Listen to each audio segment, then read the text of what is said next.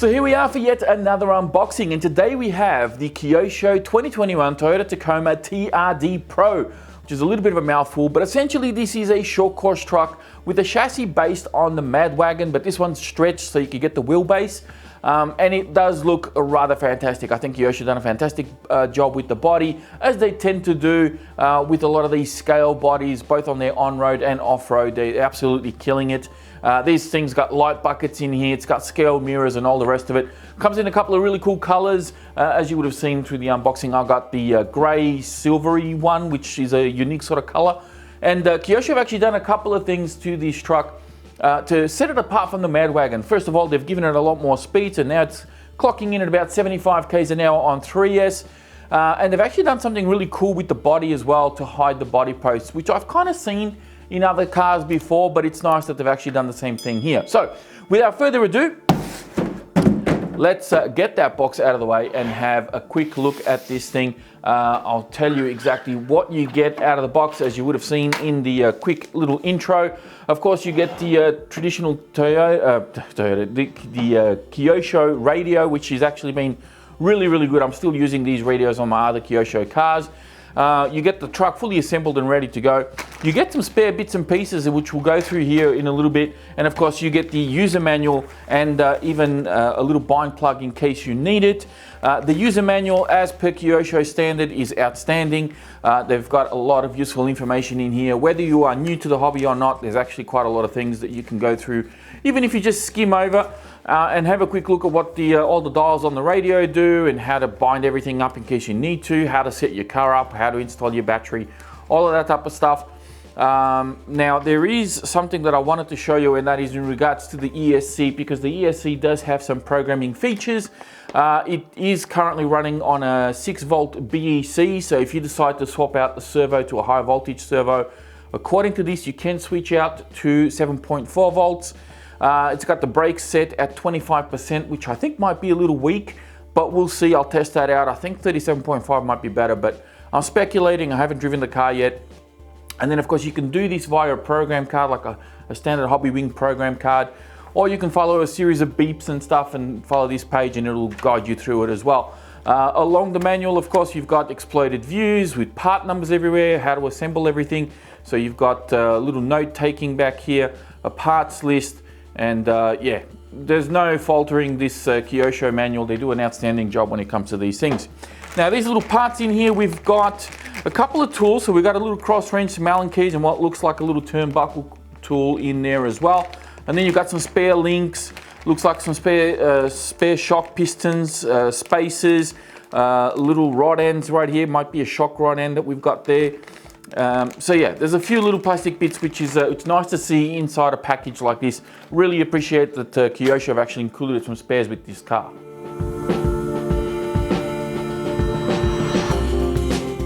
Now the radio is one that I've shown on the channel before when I unboxed the Mad Van and Mad Wagon that you see back there. It's a really nice radio that Kyosho have been doing now for quite some time. It runs on 4AA's. It's got this nice little rubber grip on the back here. There's also a 3rd channel switch here, which is not being used, but of course you can hook that up to maybe some LED lights or something like that. The trigger is well weighted, the wheel is actually well sprung, and it's got this really nice soft foam surrounding on it. And it's got a bit of an angle, which makes it really comfortable to hold. Back here we have our on and off switch just there. We have our throttle trim, throttle EPA, so endpoint adjustment for both forward and reverse. We've got steering dual rate, steering trim, a couple of LED lights there to let you know when the radio's on and when you're running low on battery, and you've got your reverse switches back here. Really nice radio, feels good in the hand, nothing really to complain about here. Okay, so now it's time for the main event, which is of course the Toyota Tacoma itself, and it looks really nice. Scale mirrors, but they didn't actually put any glass on these. It's just a little grey sticker on there. It does have a little fin back here, which is kind of nice. You do also have rear LED light buckets on here. Nice detail on the rear bumper. Really nicely detailed body. Front LED light buckets as well. Of course, you can put LEDs on this if you wish. I think they even have some for the fog lights, I think, from what I can see. Nice little plastic piece that they've added onto the Lexan here. So this is not a sticker, this is actually a plastic piece. Plastic grille on here as well. So it looks really, really nice. And of course, if you are paying close attention, you'll notice that there are no body pins or body posts sticking out of the body on this one. So how did they actually, you know, fit the body? If you haven't seen how they've done this one, it's very similar to what I've seen in some crawlers. So what they've actually done is got the body posts to hook in underneath. So there's a whole bracket that mounts onto the body itself. You can just see it through there. And then your body pins hook on underneath here, and same thing on the back just there. Now, before we go ahead and take the body off, I do want to sort of point out that this does come set up pretty high out of the box. I'm not sure why that is, because I mean the chassis bottoms out before the body hits the tires, so you can probably lower this down a little bit. But I think I may run it as it is just to see how it performs. We'll see what happens, I guess, and whether the tires rub or anything like that. So we'll find out. I want to run it stock as a rock, just for the testing purposes, I guess.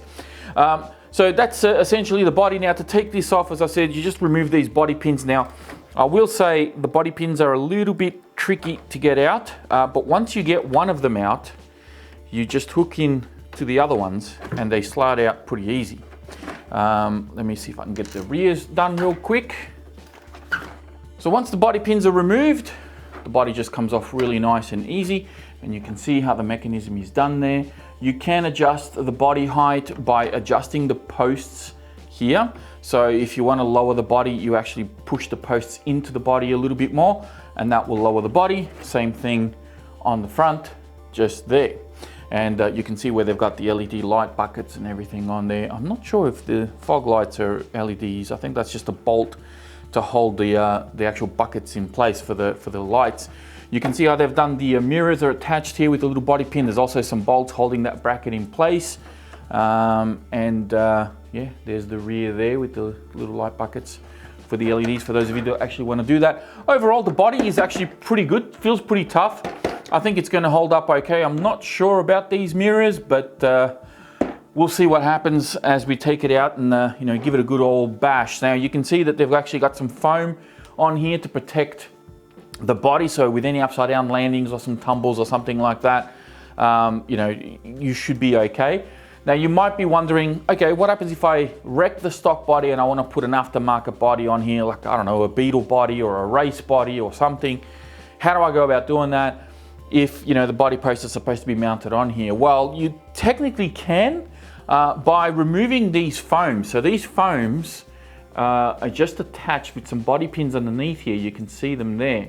Once you take them out, it reveals little tiny body posts here, and you can actually mount a standard body on the truck if you want to.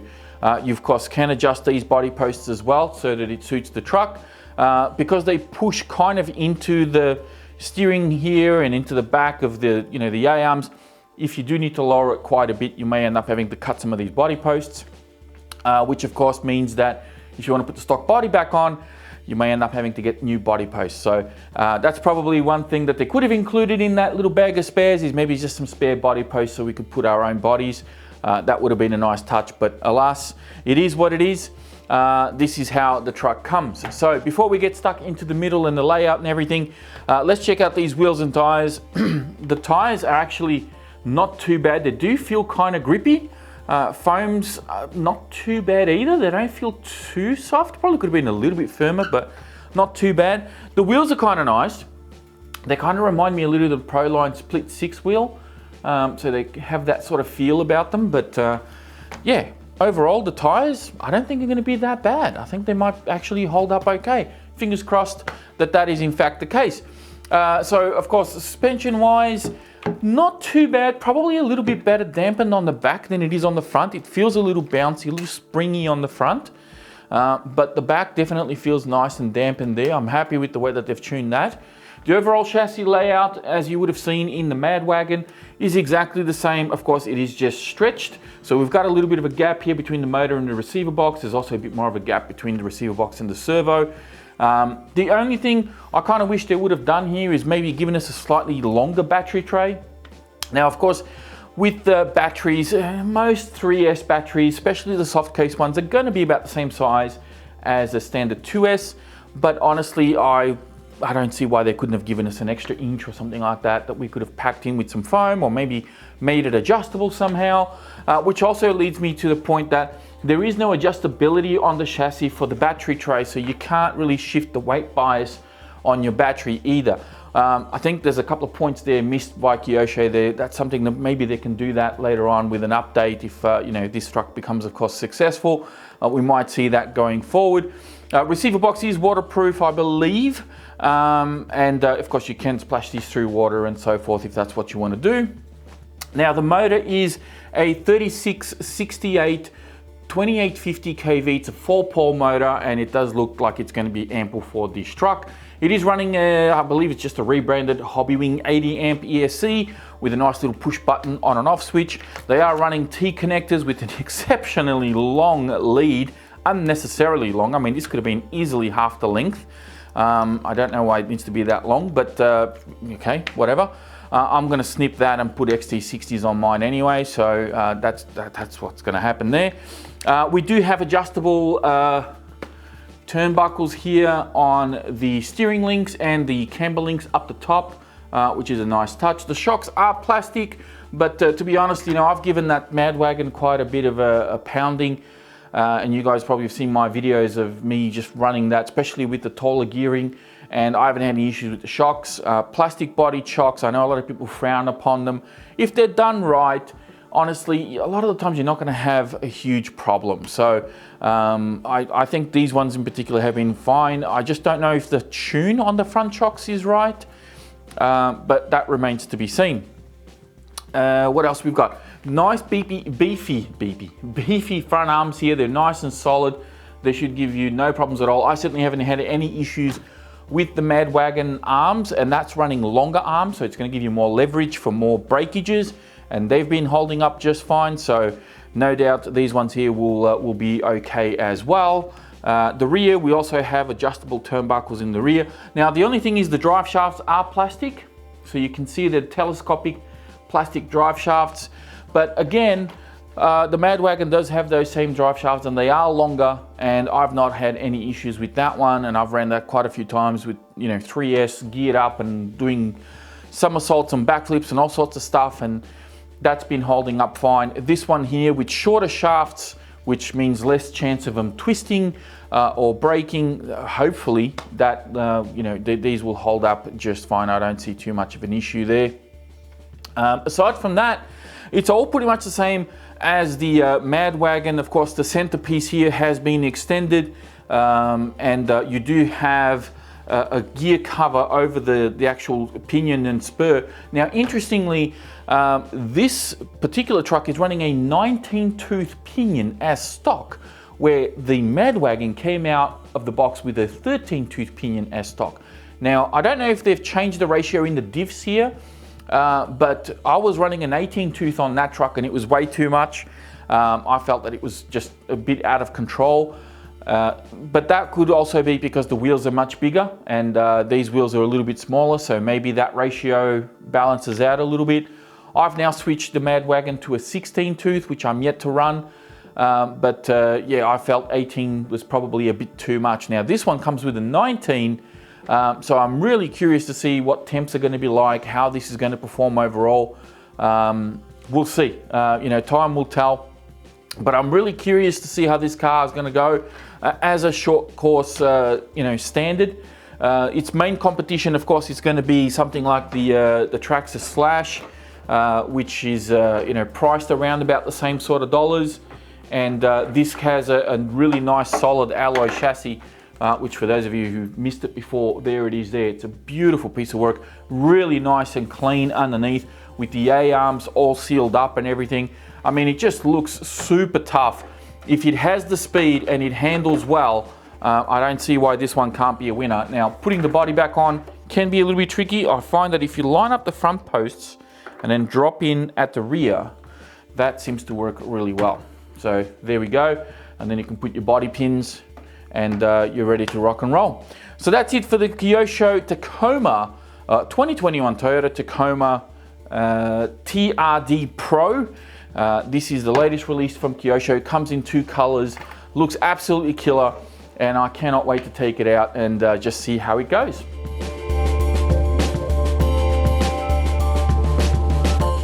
Alright, so that's going to wrap it up for yet another unboxing here on the channel. If you like this video and you're still here at the end, be sure to hit that like button before you go. Don't forget to subscribe to the channel if you're new. If you have any questions, leave them in the comment section down below. And of course, check out the video description where you'll have links in there to all my social media, as well as where you could potentially buy one of these here in Australia. I'll try and have some links in there for some local purchases. And I'll even put a link in there for the Kyosho website if you want some more technical data on the Toyota Tacoma. That is it from me. Thank you for watching, and I'll speak to you all next time.